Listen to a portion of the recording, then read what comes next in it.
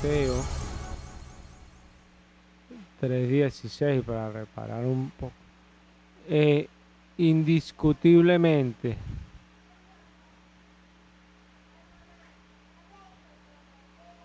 grande es el misterio de la piedad. Dios fue manifestado en carne.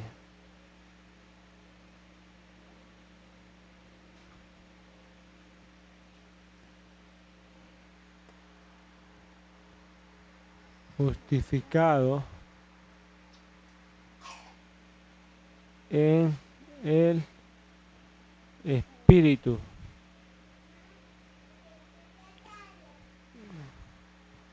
Visto de los ángeles.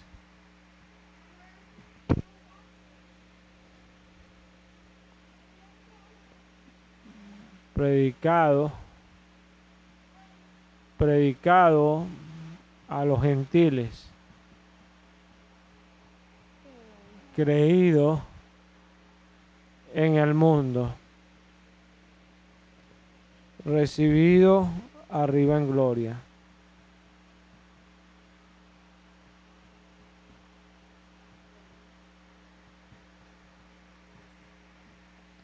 Entonces tratamos ya que es indiscutible, amén, que es grande. ¿Qué es lo que es grande? El misterio de la piedad. Hablamos porque es un misterio. Ahora, de la piedad.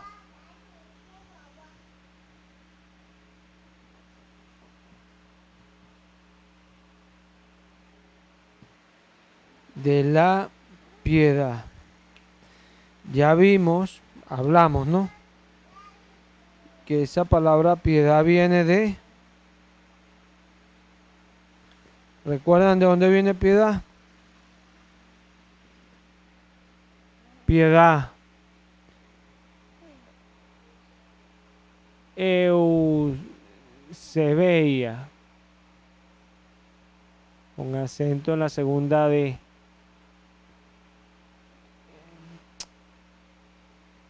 Eusebia.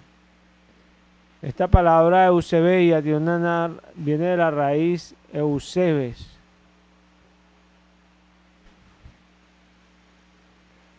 que significa Eusebes, bien reverente, devoto, piadoso. Amén. Entonces, el misterio de la piedad, el misterio de Eusebia. Eusebes es bien reverente, devoto, piadoso. Hay posiciones que dicen, porque esta palabra piedad viene de una palabra latín que habla de que es aquella característica que por el amor al prójimo nos influencia a hacer obras caritativas. Entonces hay posiciones que dicen que este misterio de la piedad lo que habla es de que ese profundo amor que Dios sintió lo demuestra así. Pero realmente eso no es lo que enseña el texto. O sea, ¿a qué vino Cristo? Cristo vino a mostrarnos la vida que agrada a Dios. A eso vino Cristo. ¿Para qué? Bueno, el hombre salió del huerto del Edén, salió de la comunión de Dios por desagradar a Dios. Y la única manera de volver allá es siendo agradable delante de Dios, sujetándonos a lo que Él dice y estando de acuerdo con lo que Él es. Entonces, esta palabra Eusebia habla de que de la reverencia, la devoción y la piedad hacia Dios, pero esa piedad más que todo enfocada en esa devoción, todas aquellas cosas que hacemos por devoción a Él. ¿Sí? Cuando nosotros vemos la vida de Jesús, Jesús en su vida lo que muestra es su devoción al Padre, a lo que el Padre dice, a lo que el Padre quiere. Y Él habla de que la voluntad que Él quería hacer no era la de Él, sino era la del Padre, demostrando la devoción. ¿Sí? Es el misterio de esa devoción a Dios, de esa devoción. Es lo que muestra realmente Cristo cuando viene. Que Cristo muestra su amor al mundo, sí lo muestra, porque en esa devoción es donde Él nos rescata. Con su muerte produce otras cosas que nos dan vida a nosotros. Pero cuando Él aparece en el mundo, su principal objetivo es que nosotros vayamos a Dios. Y la manera de ir a Dios, como Él es justo, es haciendo su voluntad. Porque es un Dios justo, Él no cambia. No es que Él quiso cambiar por nosotros, Él no cambia. Y por eso vemos que la cruz es un lugar sangriento, no es un lugar de pelea, es un lugar sangriento donde hay muerte, donde interviene muerte para nuestra libertad. O sea, es un acontecimiento tremendo el de la cruz. No habla de que Jesucristo fue peleando con una espada y venció al diablo. No, entregó su vida para rescatarnos. Fue un sacrificio agradable delante de Dios, porque la manera de expiar los pecados era con sangre. Sin sangre no había remisión de los pecados. ¿Sí? Cuando habla del misterio de la piedad, habla del misterio de esa devoción a Dios, de esa devoción. Es tan tremendo que el mismo Dios vino a demostrar su devoción. ¿Y para qué? Para podernos librar, lo que es agradable delante de Dios. Dios fue manifestado en carne. ¿Sí? Vemos que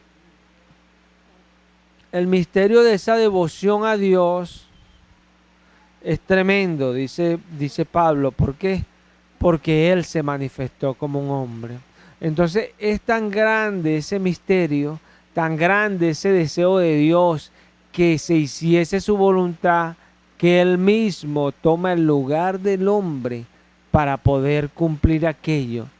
Era tan grande eso que Dios buscaba, que Él mismo viene bajo la ley a ejecutar su justicia, a hacer las cosas que son agradables delante de Él. Y son las cosas que nosotros tenemos que entender. ¿Sí? Pero ¿en qué consiste este misterio de la piedad? Bueno, sin rodeo, Dios se manifestó como un hombre. Pues. Sin rodeo, Dios se manifestó como un hombre. O sea, ahí no podemos dar lugar a la mala interpretación. ¿Por qué? Porque ya Pablo nos viene diciendo que esto es indiscutible.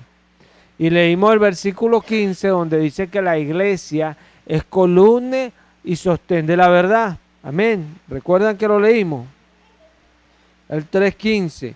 Pero en caso que me tarde, te escribo para que sepas cómo debes conducirte, cómo debe conducirse uno en la casa de Dios, que es la iglesia del Dios vivo, columna y sostén de la verdad. E indiscutiblemente, comienza el verso 16. ¿Por qué? Porque está hablando de que la iglesia es la que sostiene la verdad. O sea, que para la iglesia esto no se discute. ¿Qué no se discute? Que Dios se manifestó como un hombre. La iglesia de Cristo no discute eso. O sea, Dios vino y habitó en medio de nosotros, el Dios de los cielos.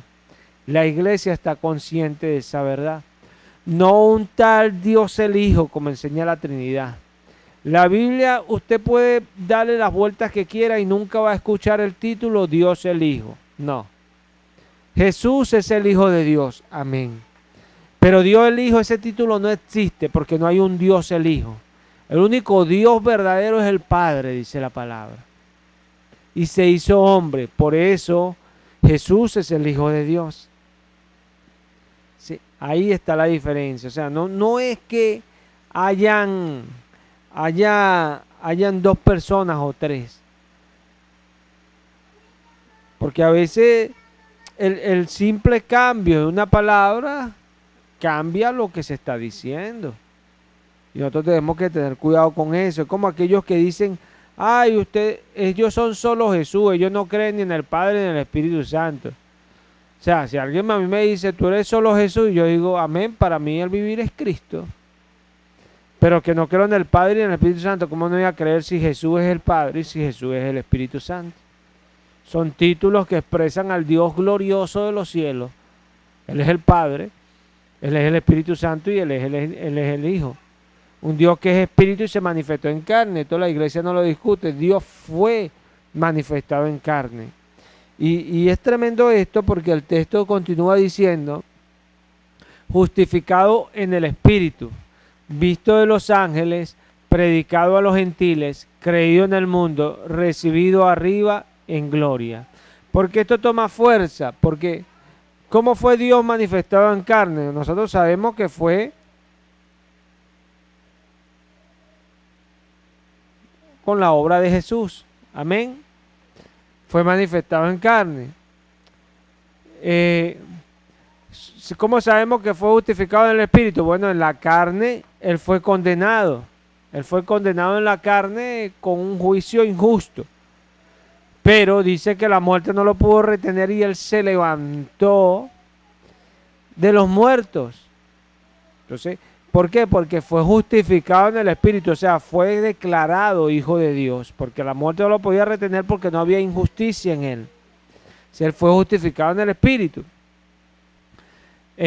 Visto de los ángeles, sabemos que fue visto de los ángeles porque Lucas habla de que había una hueste de ángeles que decían paz en las alturas, paz para con los hombres en la tierra.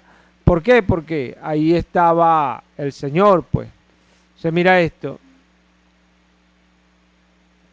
Predicado a los gentiles, sabemos que, bueno, la iglesia primitiva en el libro de los Hechos, se ve que la iglesia sale a predicar el evangelio a los gentiles. ¿Y qué predicaban? El nombre de Jesús, creído en el mundo. Bueno, yo mismo, y recibido arriba en la gloria. ¿Quién fue recibido arriba en gloria? Jesús. ¿Sí? Pero dice que fue Dios el que le pasó todo esto. Entonces la iglesia lo entiende claramente. Y son cosas que no, para nosotros no, nunca puede haber cabida en ello a otra interpretaciones. Cuando nosotros leemos Juan 1, por ejemplo, Juan 1,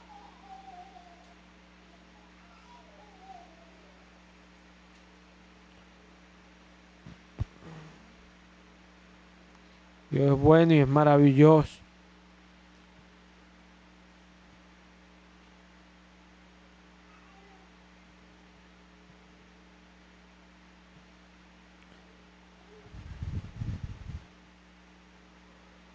¿Estamos allí?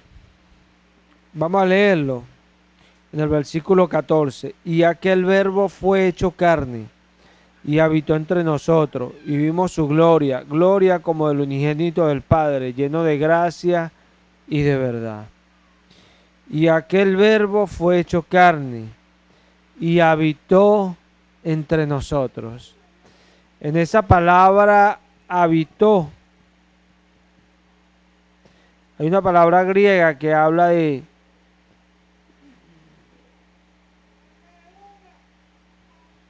que tabernaculizó. O sea, se hizo un tabernáculo. ¿Por qué es importante entender esto? Porque la Biblia no nos dice que Dios se convirtió en un hombre. No. Y tenemos que tener claro eso. Él no es hombre. Él se manifestó como un hombre para poder primero librarnos del pecado, enseñarnos a tener una vida justa delante de Él. Por eso dice la palabra que todos serán enseñados por Dios, pero nuestro maestro es el Cristo. Pero todos son enseñados por Dios porque el Cristo es Dios. Sencillo. ¿No? La iglesia primitiva nunca se complicó en estos principios de la verdad bíblica. ¿Sí? Acá dice que Dios se tabernaculizó. O sea, el Dios de los cielos no fue que se convirtió en un hombre. Él estaba allí en Cristo, estaba en Cristo reconciliando al mundo, como dice Pablo, pero Él seguía siendo Dios.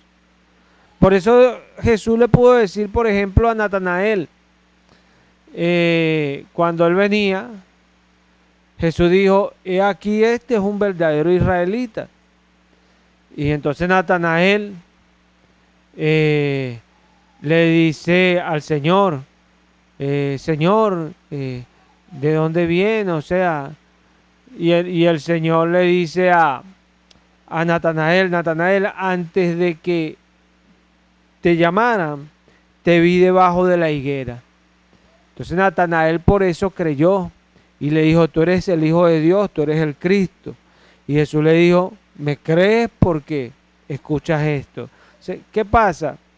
Que Jesús tenía omnipresencia. Estaba allí, pero estaba allá.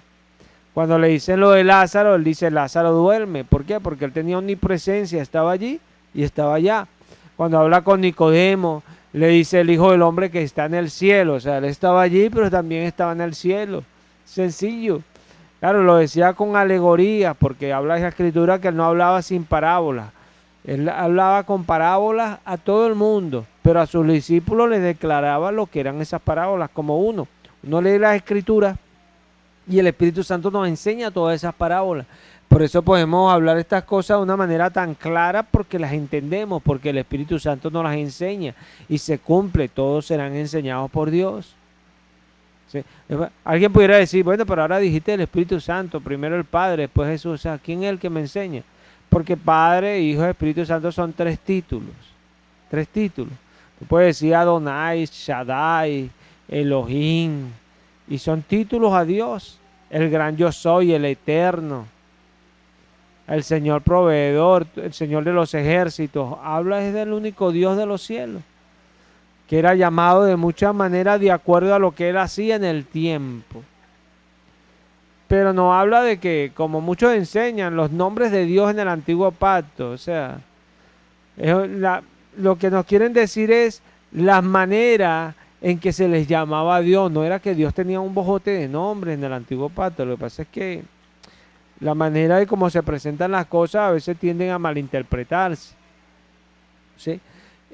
Vemos que Dios se puso un tabernáculo, tabernaculizó, eso cumple el antiguo pacto, porque en el antiguo pacto, en el tabernáculo, cuando se entraba en el lugar santísimo, ahí estaba la presencia de Dios. Entonces Jesús era un cumplimiento, ese hombre que estaba allí, del antiguo pacto. O sea, cuando le dice a Felipe en Juan 14, mira como el Señor le dice en Juan 14 a Felipe.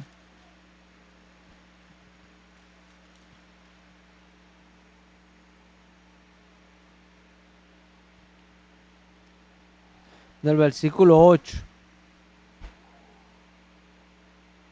Ya, vamos a leerlo desde el 6. ¿Estamos allí? Juan 14, 6. Leo en el nombre de Cristo Jesús. Jesús le dijo, yo soy el camino y la verdad y la vida. Nadie viene al Padre sino por mi nota. Siempre hay que hacer referencia a la manera como habla Jesús. Hay algunos que enseñan, nadie va al Padre si no es por Jesús. Pero es que nunca fue lo que enseñó Jesús. Jesús dijo, nadie viene. Y cuando usted dice viene es porque es hacia usted. ¿Se ve?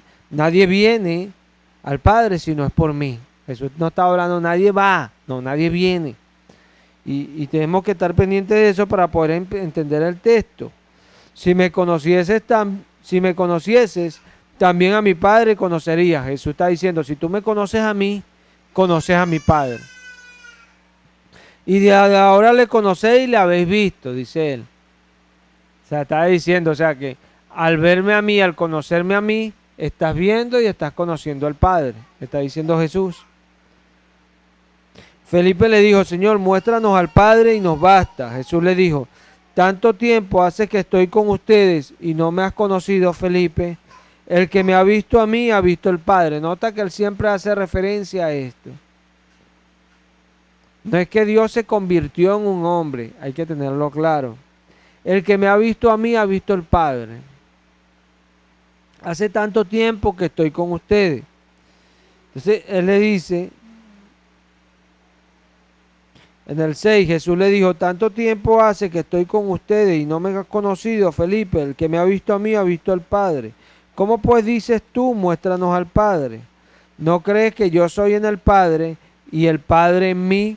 Las palabras que yo os hablo no las hablo por mi propia cuenta, sino que el Padre que mora en mí, Él hace las obras. Amén. Allí está lo del tabernáculo, allí estaba el Señor en ese tabernáculo, haciendo sus obras. Y esto tenemos que tenerlo claro nosotros. ¿Por qué? Porque la verdad, hermano, tiene una sola dirección. No es que yo entiendo así y otros entienden así como algunos enseñan. Yo entiendo este misterio así, otros así, pero no vamos a discutir por eso, ¿no? Imagínate que ese fuera el punto de vista de Dios.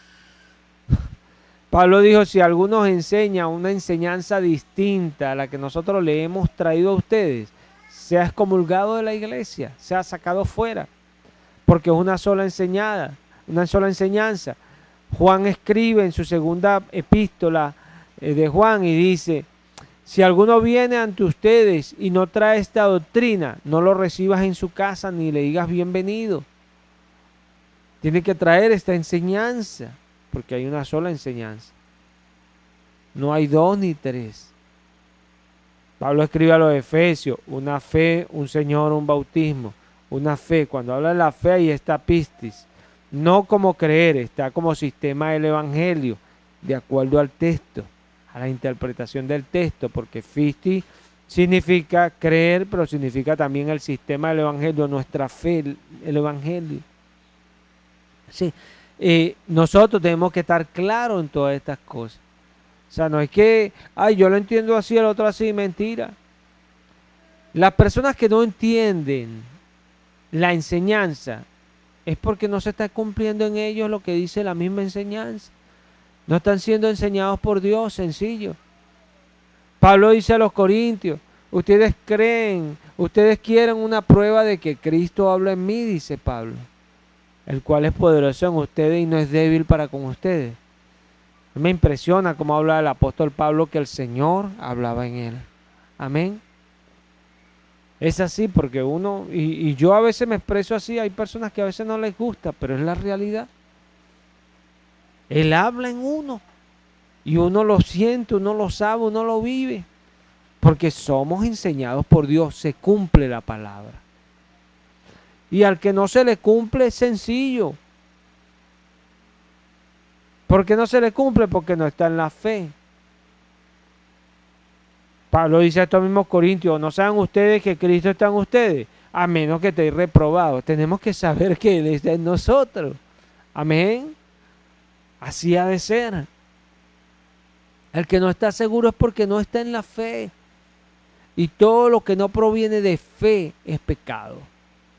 Sencillo. Alguien diría, ay, que no hay que ser tan radical. Pero si esa es la fe. Imagínate que Jesús dijese, no, pero es por fe, pero oye, yo tengo mucho amor por ustedes y oye, me da cosa a alguien que porque no crea yo lo voy a mandar para el infierno, ¿no? Dice el Apocalipsis que los incrédulos serán lanzados al lago de fuego. Los incrédulos. Sí, tenemos que estar claros en estas cosas porque la iglesia defiende una verdad. Porque es columna y sostén de la verdad. Pero esa verdad no tiene varias matices. Es una verdad rotunda. Rotunda. Por eso es que cuando yo digo que Dios se manifestó en carne, yo estoy diciendo que Dios habitó en medio de nosotros. Que vimos su gloria. Como dice Pedro, que vimos a la majestad de las alturas. La majestad de las alturas era ¿quién? Dios el Hijo. Por favor. Entonces son cosas, hay que estar claro en todas estas cosas. Porque Dios es claro en su manera de hablar. Tenemos un Dios que nos habla claramente. ¿Quién es Dios si no solamente yo? ¿Quién es Redentor? ¿Quién es tu Redentor, Israel, sino yo, el Señor? Tu Creador. Fuera de mí no hay otro. Yo voy a inventarme cuentos. No hay cuentos que inventar. Tenemos un Dios que es claro. Nosotros tenemos que ser claros. y confiar en esa verdad. Porque ahí vienen las dudas, cuando vienen las dudas porque no entendemos. Y duda es incredulidad. Duda es no creer, por eso dudamos. Pedro dudó y se empezó a hundir. Los discípulos dudaron y no podían sacar el demonio. Su fe no se podía proyectar. ¿Sí? Son cosas, nosotros tenemos que estar claros porque la iglesia defiende esa verdad. Y es evidente que Dios se manifestó como un hombre. Y es Jesús. Por eso, cuando nosotros honramos el nombre de Jesús, Dios el Padre recibe su gloria, como dice Filipenses 2, para gloria de Dios Padre. ¿Por qué? Porque Dios Padre fue quien lo hizo. Él era el que estaba en Cristo reconciliando al mundo consigo mismo. Porque Dios estaba en Cristo reconciliando al mundo consigo mismo. ¿Quién estaba en Cristo? Dios. Amén. No es que Dios estaba en Dios el Hijo. No, por favor, la palabra es evidente. Dios estaba en el ungido, a quien Él ungió. Ungir, derramar aceite. Cuando Dios no unge, el Espíritu Santo reposa sobre nosotros. No es que nosotros somos Dios. Hay una diferencia. Hay una diferencia. Porque Jesús no nació como nosotros. ¿Se ve? Jesús no nace como nosotros. Y Jesús no vivió una vida como nosotros. Hay una diferencia. ¿Sí? Acá vamos a ver algo importante. ¿Por qué? Porque ¿qué movió a Dios? ¿Por qué Dios se manifestó en carne?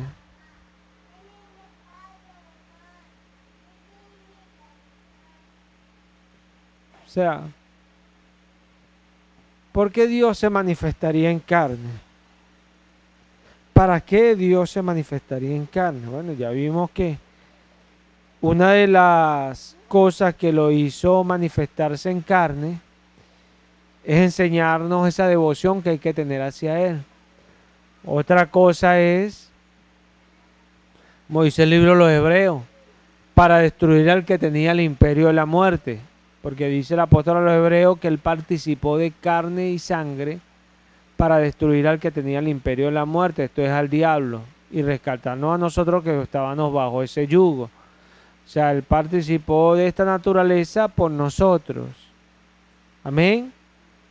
Dice Filipenses 2 que Él tuvo un pensamiento de humillarse, de bajarse y hacerse obediente hasta la muerte y muerte de cruz. Amén. ¿Obediente a quién? Al Padre. Entonces, tenemos varias cosas por las cuales Dios se manifestó en carne. Jesús decía, yo vine a recuperar lo que se había perdido. Eso decía el Señor. Para entender esto, vamos a ir a Lucas 3:38.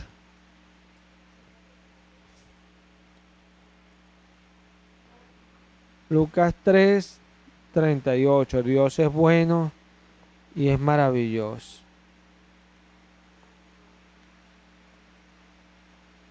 ¿Estamos ahí? En el nombre de Cristo Jesús. Hijo de Enos, hijo de Set, hijo de Adán, hijo de Dios. Amén. ¿Por qué uso este texto? Esta es la genealogía según Lucas. La genealogía de Jesucristo. Y nos habla de que Adán es hijo de Dios. O sea, el primer Adán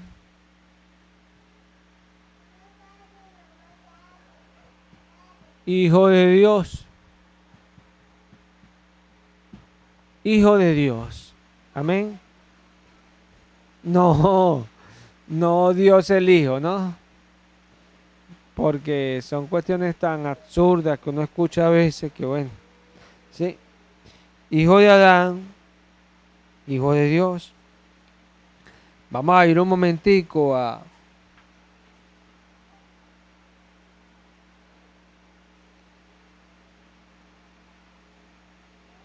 Ya va.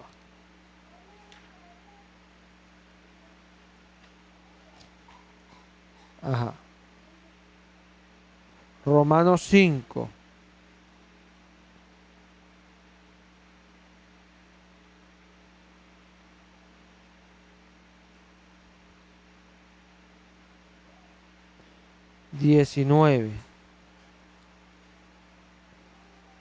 Romanos 5, versículo 19. Dios es bueno y es maravilloso.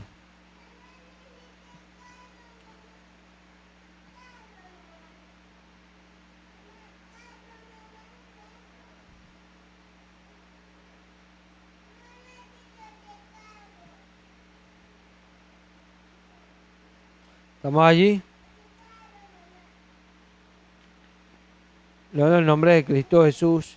Porque así como por la desobediencia de un hombre los muchos fueron constituidos pecadores, así también por la obediencia de uno los muchos serán constituidos justos. Yo lo voy a leer del versículo 12 para que entiendan algunos el contexto, que no en el nombre de Cristo Jesús. Por tanto, como el pecado entró en el mundo por un hombre, y por el pecado la muerte, así la muerte pasó a todos los hombres por cuanto todos pecaron. Pues ante la ley había pecado en el mundo, pero donde no hay ley no sin culpa de pecado. No obstante, reinó la muerte de Adán hasta Moisés, aun en los que no pecaron a la manera de la transgresión de Adán, el cual es figura del que había de venir.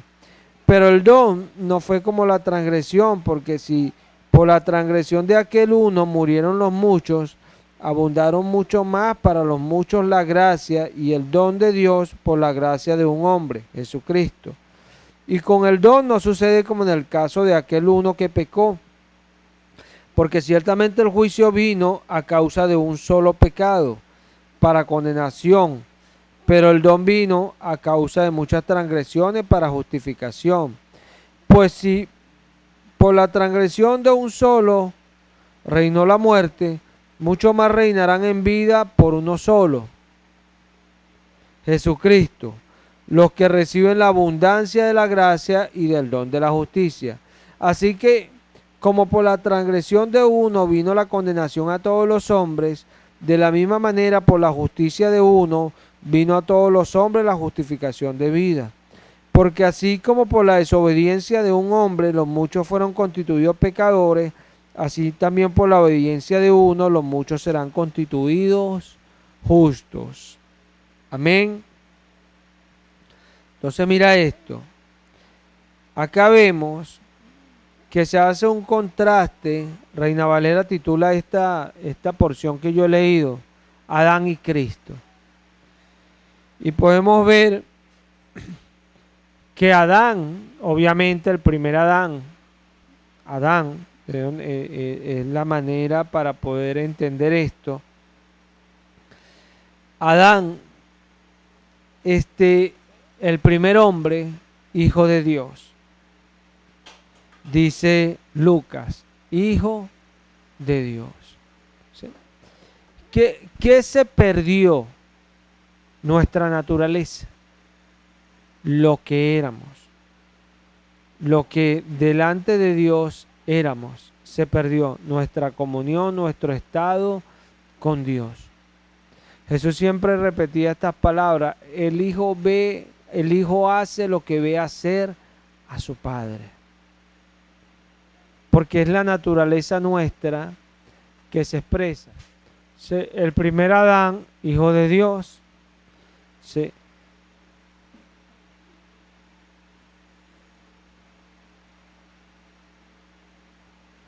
vamos a ir a Génesis 1:27, por favor. Génesis 1:27.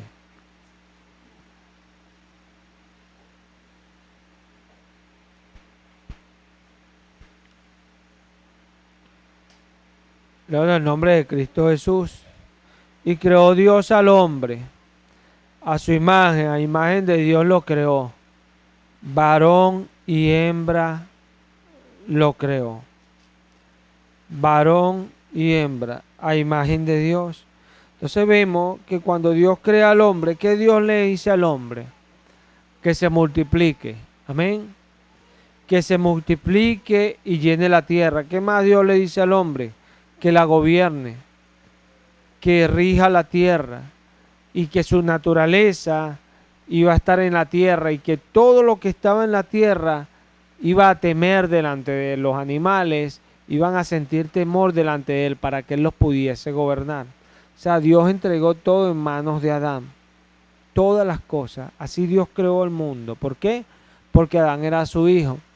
¿Y cómo yo entiendo que Adán era hijo de Dios? Porque cuando Dios lo hizo, sopló sobre él. Sopló. Aliento de vida. Dios le dio al hombre parte de lo que es él. Algo muy especial lo que Dios creó. Lo que hizo Dios, pues, al crearnos a nosotros. Pero el hombre pecó. Y al hombre pecar, se pierde. Se pierde la razón.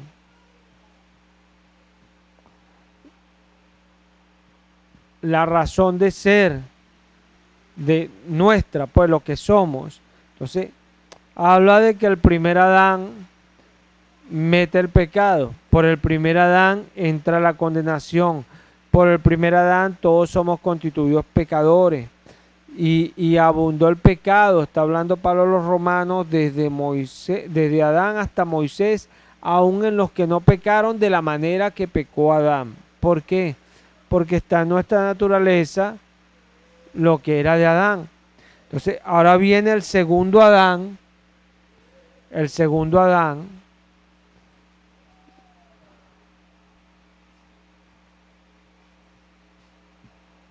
Que es Cristo. Amén. Y hijo de Dios. Amén. Pero ¿qué pasa? Que Adán perdió esa característica de hijo de Dios. Nosotros vemos que Dios habla de que los hombres se multiplicaban en la tierra y los hijos de Dios se juntaron con ellos. Notemos que los hijos de Dios aparecen. Cuando vimos esa clase, deben recordar lo que hablamos. O sea, aparecen ¿por qué? Porque los hombres empezaron a invocar el nombre de Dios, entonces aparecen los hijos de Dios. Entonces empezaron a mezclar con los hombres. ¿Quiénes eran los hombres para Dios? Aquellos que venían de Caín. Esos eran los hombres. Estaban apartados de Dios porque, bueno, su naturaleza venía de Caín. No tenían nada que ver con Dios. Entonces, eso lo perdió Adán. Esa característica de ser hijo de Dios. Y Jesucristo vino a que nosotros recuperáramos aquello. ¿Sí? Dice la palabra en Juan 1 que nosotros somos, Dios nos dio el poder de ser hechos hijos de Dios. Vamos a ir ahí a Juan 1. En el versículo 12 dice: mas a todos los que le recibieron, a los que creen en su nombre, les dio potestad de ser hechos hijos de Dios.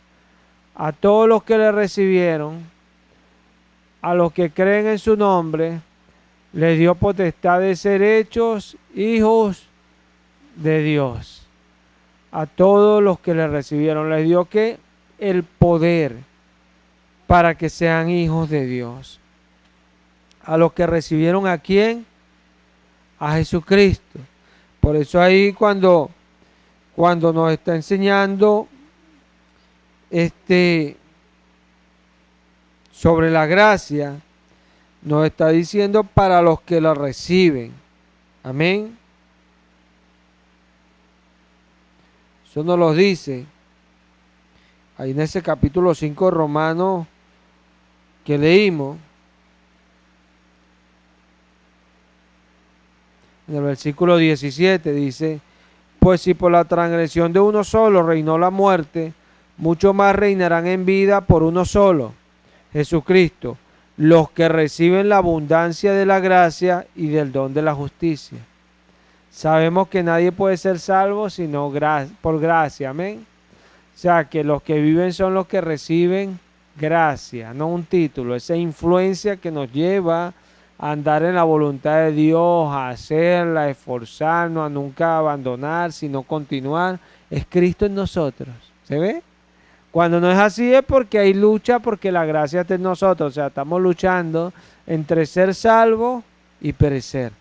Ahí está la lucha, esa es la batalla que tenemos. Cuando ya estamos allí es porque tenemos esa influencia y Cristo nos lleva y a donde Él vaya y vamos a estar nosotros, porque Él está en nosotros. Y esa es la diferencia. ¿Sí? Vemos que Jesús vino a recuperar. Por eso vemos que cuando Jesús viene, si algo mostraba a Jesús como segundo Adán, era que lo que Jesús decía se hacía. Ahí podemos ver una característica que tenía que estar en Adán en el huerto. Jesús todo lo que ordenaba sucedía. Aún las leyes naturales, Él las regulaba, porque Él tenía esa característica que Dios le había dado al primer Adán. Esa característica que nosotros como hijos de Dios también tenemos que tener, pero en Cristo. Son cosas que hay que entender, porque hay una lucha entre esta naturaleza y la nueva naturaleza. Por eso dice Gálatas que el espíritu y la carne se oponen para que no hagamos lo que queremos. La naturaleza que siempre hemos tenido empieza a luchar con esta nueva naturaleza que está trayendo el espíritu, que no es de carne ni de sangre, dice ahí Juan, sino de Dios. O sea, Dios nos hace nacer por su Espíritu Santo. ¿Sí? Eso es lo que viene Jesús a recuperar, esa naturaleza en nosotros. Y la batalla siempre va a ser no el de afuera, nuestra naturaleza carnal batallando contra el Espíritu. Es tremendo.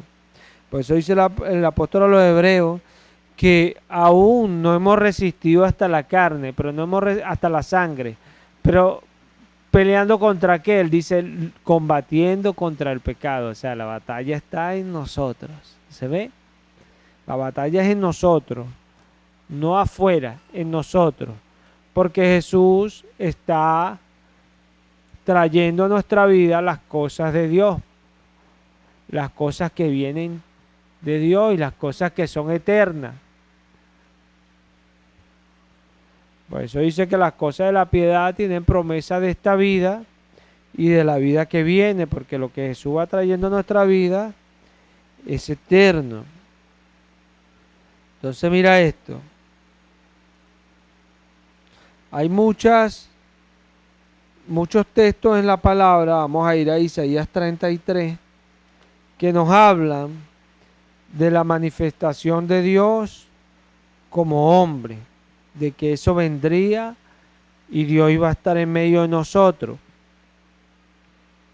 Isaías 33, 22.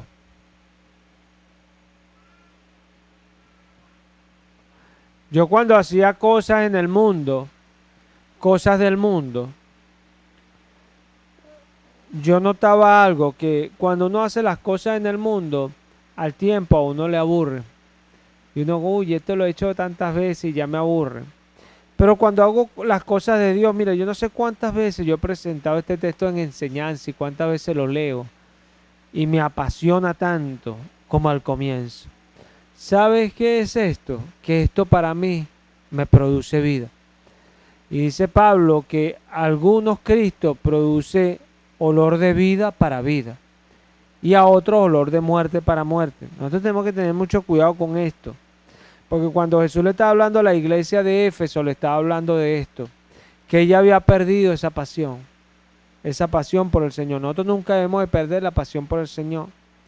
El Señor habla por medio de Malaquías y habla a Israel y dice que Israel era un pueblo que decía, oh, qué fastidio es esto. Y son cosas porque la gente se cansa.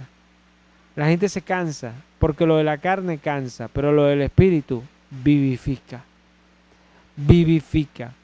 O sea que cada vez que nos viene esta palabra, nosotros debemos de ser vivificados porque es la palabra de Dios. Dígala a quien la diga. Yo escucho ahí a los falsos profetas en enlace, a muchos. Pero cuando declaran textos, yo digo amén. ¿Por qué? Porque es la palabra de Dios. Y recuerdo lo que Jesús habló. Jesús dijo que él no le Pablo, él dijo que no le importaba si anunciaban por amor o por contienda o por buena fama, a él no le importaba eso, lo que le interesaba era que Cristo era predicado, porque la palabra vivifica, pero vivifica al creyente, porque el evangelio es poder de Dios, pero solamente para el que cree.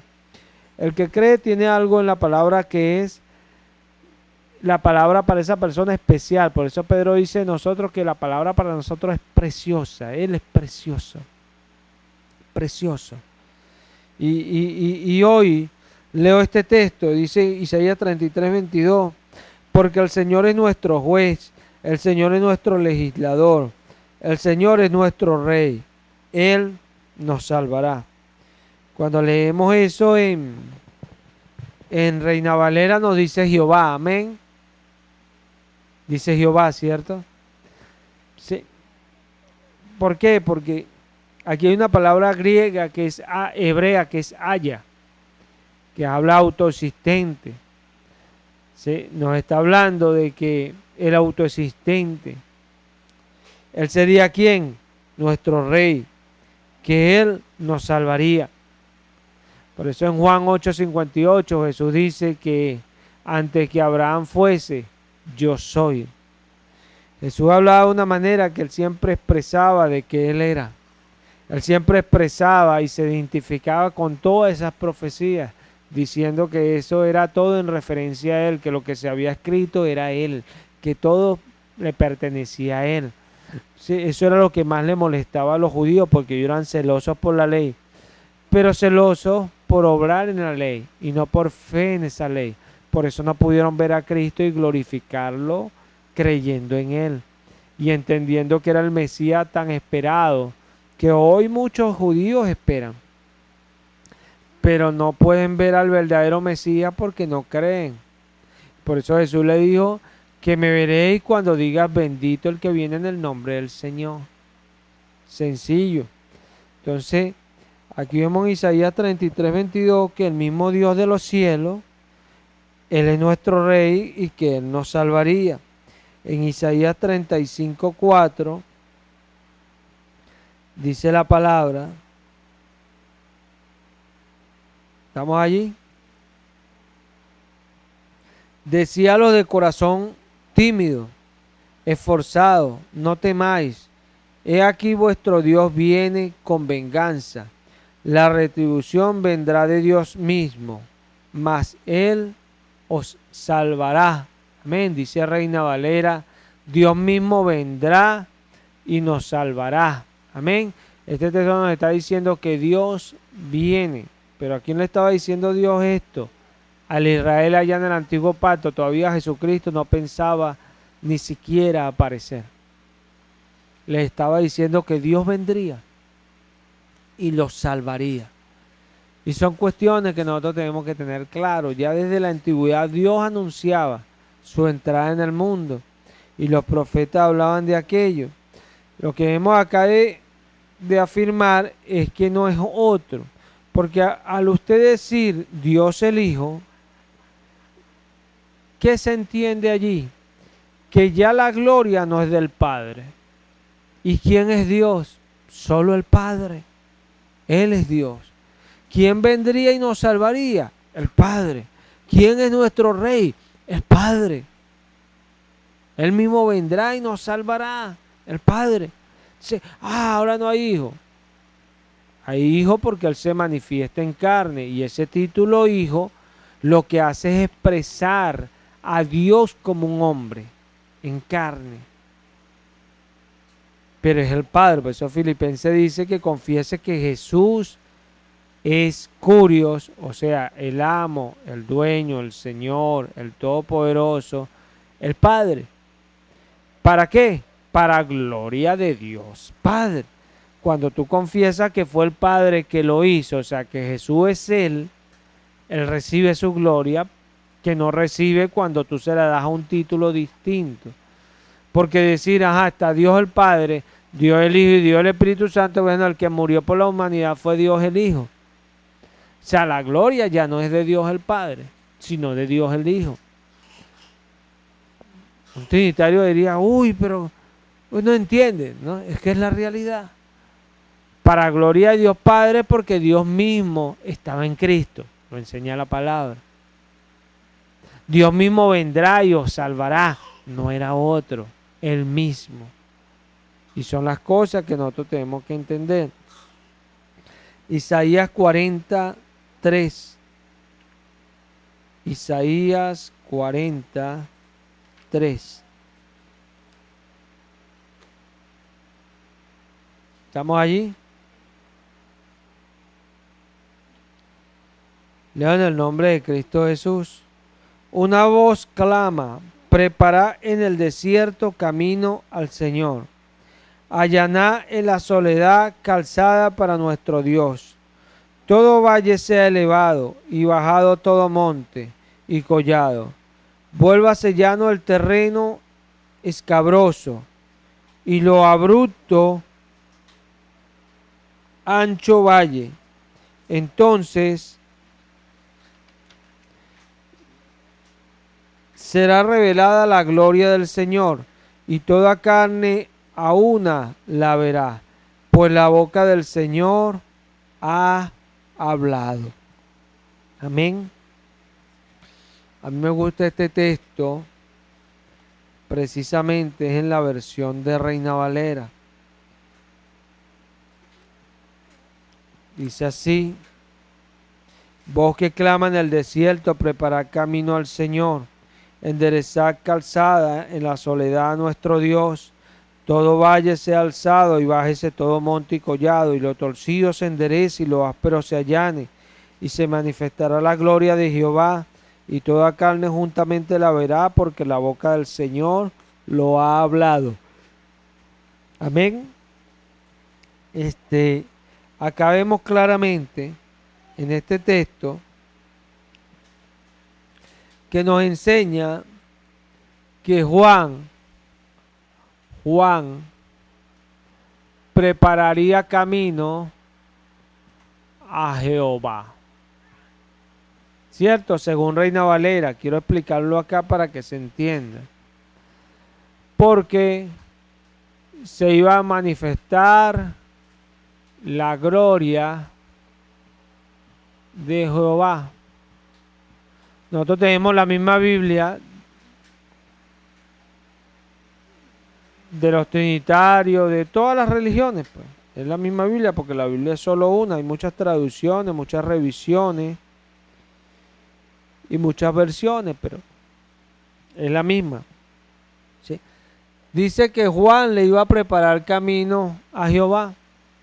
Cuando leemos el Nuevo Testamento, vemos que Juan le prepara camino ¿a quién? A Jesús. Y la gloria que se manifiesta es Jesús. Sí, esto es algo que yo tengo que sincronizar para entender claramente el misterio de la piedad. O sea, ¿a quién le iba a preparar Juan el camino? A Jehová, es lo que dice la profecía. La profecía. Sí. Acá voy a tratar de explicarlo sin meterme mucho, no hablar. Todos sabemos acá en esta obra que este nombre, por lo menos la iglesia primitiva, nunca lo conoció, porque no, eso es algo relativamente nuevo. Entró en la Edad Media, en el año 1500 y pico, aparece el nombre Jehová. O sea, las iglesias antes de ese tiempo no conocieron este nombre. Gracias a Dios, porque eso, créanlo, ha estorbado mucho a la fe. Mucho a la fe. Por eso hay Biblias, por lo menos como esta las Américas, que usan el Señor, lo toman de la palabra griega kurios, que lo usa la Septuaginta. La Septuaginta lo usa en el Antiguo y en el Nuevo Pacto. ¿Por qué? Porque sabemos que la Septuaginta es una traducción del Nuevo Testamento, del Antiguo Pacto al griego. Y como es una versión en griego, usa kurios en el Antiguo. Y obviamente en el Nuevo, porque curio es una palabra griega. Y Curio es Señor, amo, dueño, todopoderoso. ¿Sí? Esta Biblia es mucho más práctica para uno entender estas cosas. ¿Sí? Acá los testigos de Jehová dicen que Jehová es el papá de Jesús. Y ellos se molestan cuando uno les dice que eso es falso. Jehová no es el papá de Jesús. No puede ser. Porque que la escritura está diciendo Jehová en el antiguo pacto, el nuevo pacto enseña que es Jesús. O sea que si él hubiese tenido ese nombre en el antiguo pacto, diríamos que Jesús es un sobrenombre de Jehová. Porque es el mismo. Todas las profecías son atribuidas a Jesús. ¿Sí? Son cosas que nosotros tenemos que tener claras. Y lo entendemos claramente en este texto. Juan prepararía, según esa profecía que Isaías estaba dando 600 años antes de Cristo, estaba diciendo que Jesús, que Juan iba a venir un hombre que venía en el poder de Elías. Sabemos que era Juan. Amén. En el poder de Elías, porque Jesús dijo, él es el Elías que había de venir. Entonces, Juan es el que viene del poder de Elías, y el que venía del poder de Elías le venía a preparar camino, era Jehová, a enderezar las calzadas a Jehová. A eso venía el Elías. ¿Sí? Cuando nosotros tenemos acá que, bueno, el Elías era Juan, ¿sí? ¿Quién es Jehová? O sea, obviamente, después de Juan se manifiesta Jesús, y Juan dice, yo no soy digno ni siquiera de doblarme a amarrarle las trenzas.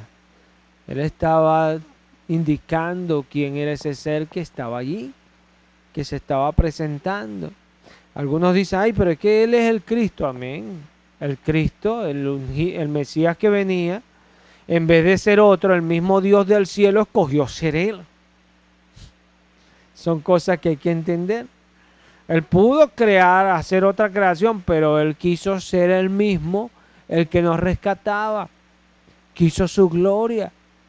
Quiso que todos doblen sus rodillas delante de Él. Por eso es que cuando confiesan el nombre de Jesús, Él recibe su gloria.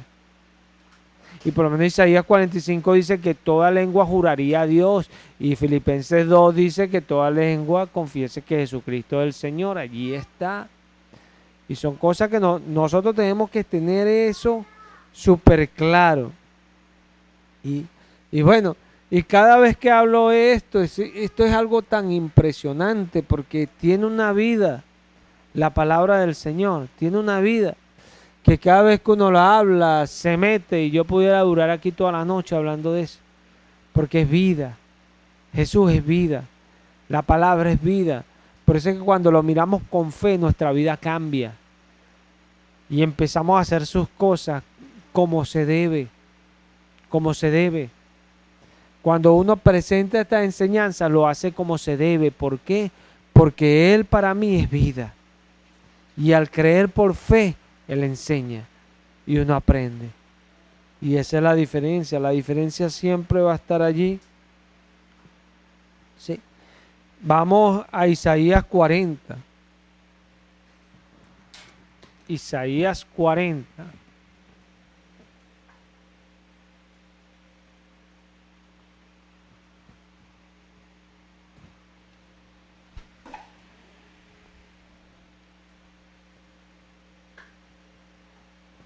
Claro, muchas personas discuten esto,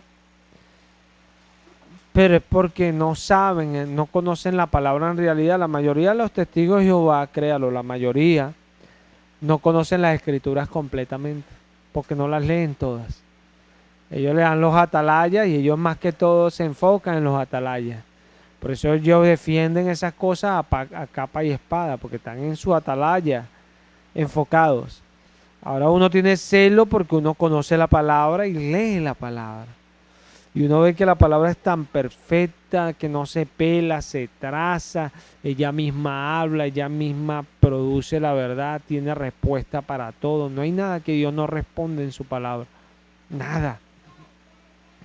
Pero hay personas que no pueden presentar esos argumentos. ¿Por qué? Porque la palabra en ellos no es vida. Cuando en nosotros la palabra es vida, ella siempre va a salpicar y nos va a dar cómo debemos responder en nuestra defensa. Siempre, porque Jesús lo dijo. Jesús lo dijo, y si Jesús lo dijo, eso es así. Yo por lo menos lo he visto en mi vida desde que conozco al Señor. Siempre ha habido palabra para responder. ¿Por qué? Porque lo que Él dice se cumple. Es sencillo. O sea, ahí vemos Isaías 49. Súbete a un monte alto, oh Sión, portador de buenas nuevas. Levanta con fuerza tu voz, oh Jerusalén, portadora de buenas nuevas. Levántalas, no temas. Di a las ciudades de Judá, aquí está vuestro Dios. Aquí el Señor Dios vendrá con poder, y su brazo gobernará por él. He aquí, con él está su galardón, y delante de él su recompensa. Como pastor apacentará su rebaño, en su brazo recogerá los corderos, y en su seno los llevará. Guiará con cuidado a las recién paridas. Amén. Acá vemos que Isaías en su capítulo 40 nos viene diciendo del verso 9 que Sión se levante y empiece a anunciar que en medio de ellos está Dios, diciendo: ve aquí a tu Dios. Amén. Esto es impresionante, porque Dios hablando del tiempo de Cristo. Amén. Cristo caminando, ¿y qué tenía que anunciar su pueblo? Mira, aquí está tu Dios. Ve, aquí tu Dios reinando. Y son las cosas que nosotros tenemos que entender. O sea, estas profecías hacen alusión simplemente a Jesucristo. Y cuando Él dice que Él como pastor apacentará su rebaño, en Juan 10:11, Jesús dice: yo soy el buen pastor da su vida por las ovejas. ¿Quién es el pastor? Jesús. ¿Sí? Nosotros vemos, oye, pero Jesús es el pastor, pero dice el Salmo 23:1 que David habla y dice: el Señor es mi pastor, según Biblia de las Américas, pero según Reina Valera dice: Jehová es mi pastor, nada me faltará. O sea, Jehová es mi pastor. Pero Jesús dice: yo soy el buen pastor. Todos los que antes de mí vinieron, ladrones son y salteadores. Por eso no las escucharon las ovejas. Yo soy el verdadero pastor, el pastor de las ovejas, dijo Jesús. O sea, que ya Jehová no era un pastor, era un falso pastor. No, porque el que atribuye a Jehová el antiguo pacto es el que se revela en el nuevo, Jesús. Y son cosas que nosotros tenemos que tenerlo claro. ¿Para qué? Porque somos sostén y baluarte de esta verdad. Tenemos que defender esto. Hay algunos que no se preocupan por entender esto a ciencia cierta. Y siempre les quedan cabos sueltos que a la hora de presentar defensa no pueden. No pueden.